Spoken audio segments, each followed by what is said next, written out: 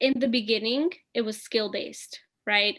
Um, what kind of skills were needed for newer roles with roles that had more potential um, to to move up with, right? That's what I looked at. I looked at job descriptions, not of the next role that I wanted, but kind of like a level or two above. And I still do that today, guys.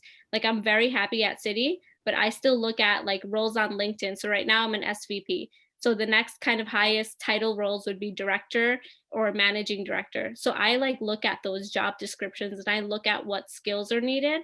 And then I come back and I figure out from a career perspective, what do I need to do to eventually get there? Are there different projects I can work on to get there? So when you're earlier in your career, definitely focus on skills. And then once you become more so mid-level, I think that's when relationships and how you do things become more important.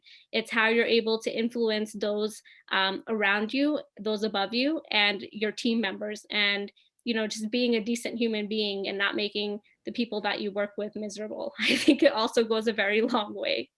The banks have a structure, right? You come in as an analyst, you then get promoted to associate AVP, then is VP, then is senior vice president, then is director, and then is managing director.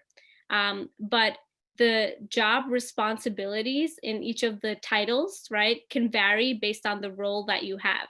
So if you're a salesperson, it might look different than if you work in product management like me, or if you work in investment banking and trading, the functionalities would be different, right? So I think it's beneficial to, and I started off as an analyst at the bank levels, and I started out as a data analyst. But I think more so more so than the structure and job titles, I think it's helpful to figure out where you want to gain expertise in terms of skill sets.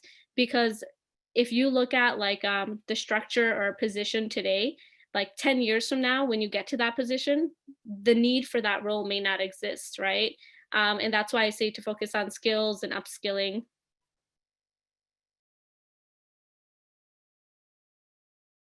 Make sure to check out the My Career tab on the BC Navigator app, where you can track your career progress based on the amount of credits you've earned, stay updated on upcoming events from the Magner Center, and watch our videos for insight and advice on your career field.